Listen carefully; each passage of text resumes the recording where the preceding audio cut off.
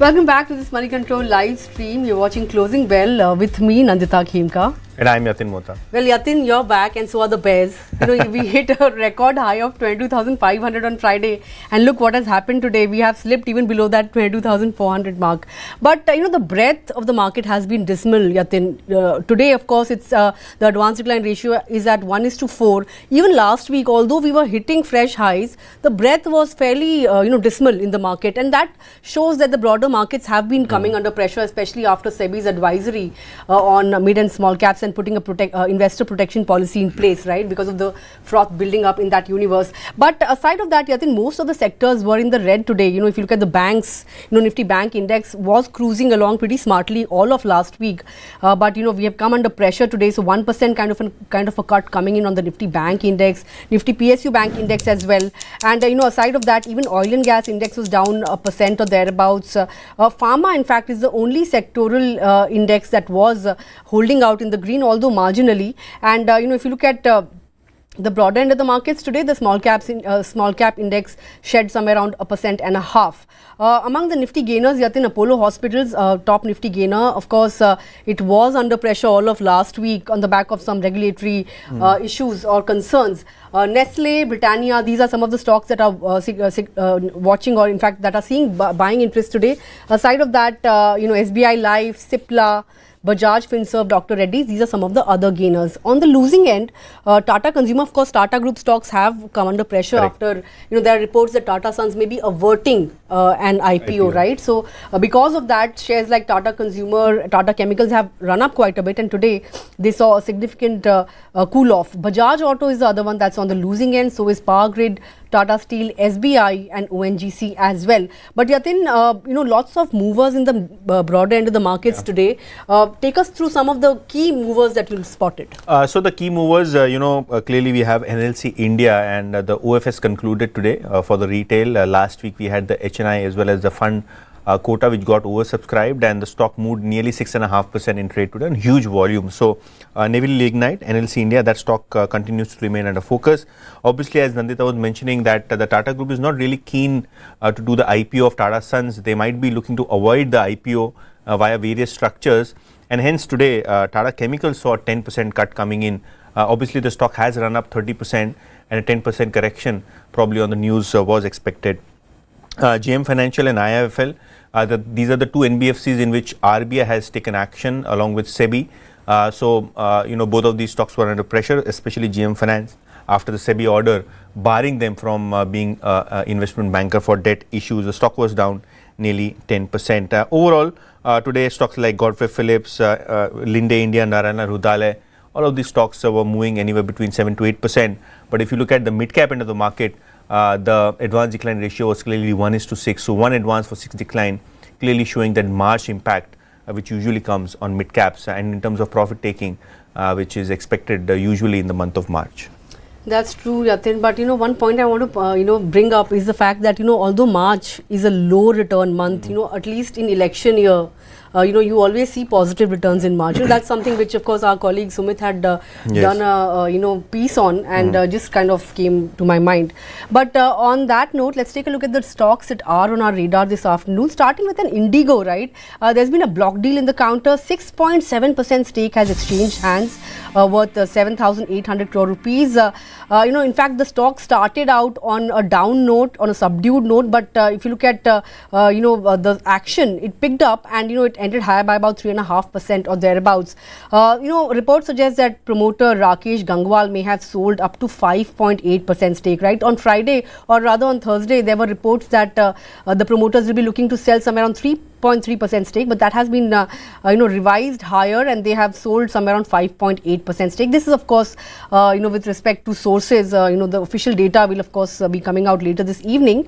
But just to give you a brief background, Rakesh Gangwal had stepped down from IndiGo board in Feb 2022, right? And after that, they have been continuously, paring their stake in the company. In fact, Gangwal had said that that he would be paring stake in a very dispersed manner, and that's what has been happening.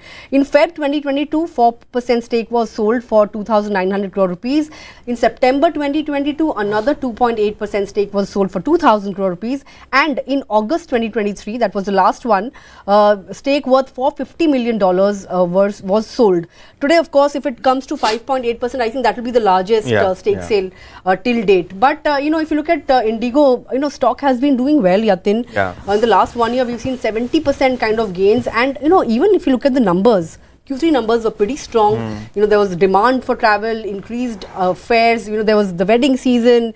There was the World Cup match. Of course, all of those factors boded well for IndiGo. But of course, the Pratt and Whitney engine issues, that seems to be a key overhang for the stock in the coming months, and that's what's been flagged off by analysts as well.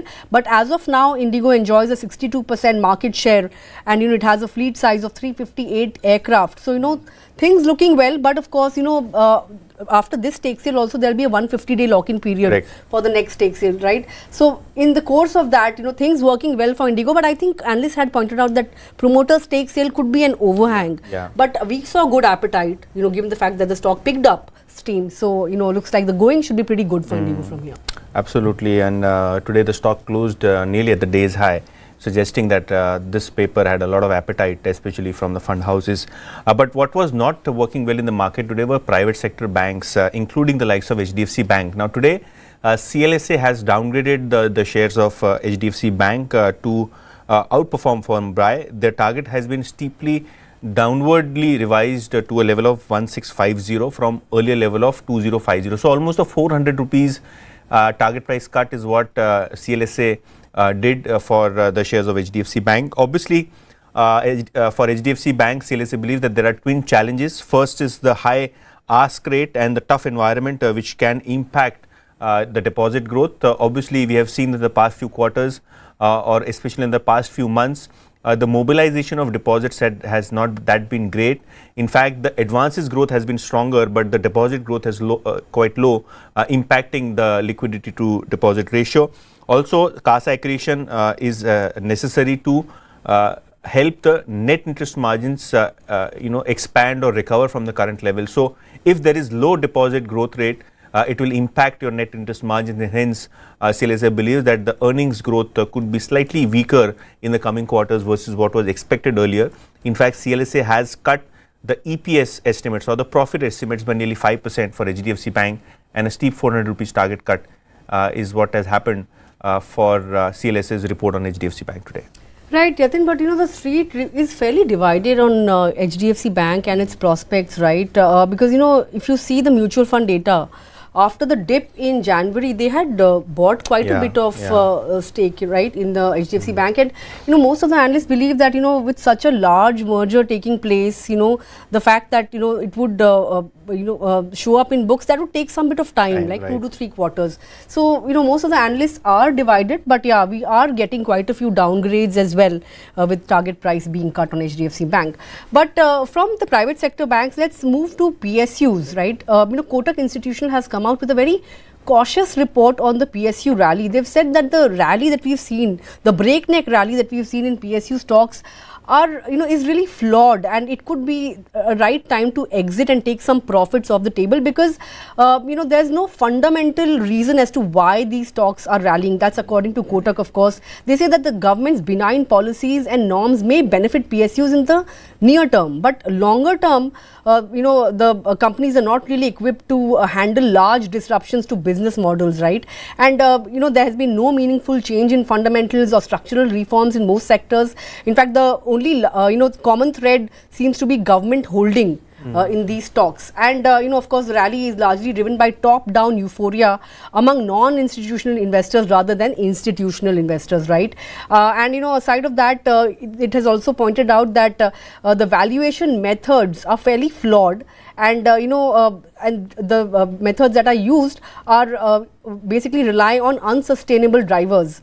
If you look at BSE PSU index, that index has rallied 20% on a YTD basis vis-a-vis the 2% rally that we have seen on the index, right? So yeah, there's a lot of euphoria, but that euphoria is largely driven by non-institutional investors. So Kotak has come out with a pretty much a cautious report saying that actually use these rallies to exit and book some profits, especially in the PSU basket.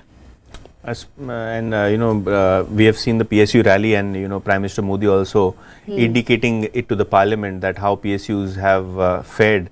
Obviously, in the past few trading sessions, the PSU stocks are under pressure, but I think time will tell whether or not the rally in the PSU stocks, especially the PSU banks, is sustainable or not, because somewhat they have been showing strong profit growth, and from here on earnings, if they sustain, could probably propel another rally or a correction depending on how the earnings fare moving ahead. Well, that's that then. Those were the stocks on our radar this afternoon. But I think with that, we've come to the end of this edition of Closing Bell. If you have any comments, leave them in the comment section below. And of course, come back and join us tomorrow morning at 9 a.m. with the markets on opening bell. So from Yatin and me, thanks a lot for tuning in. Stay tuned to Moneycontrol for all your other news and updates. Thank you.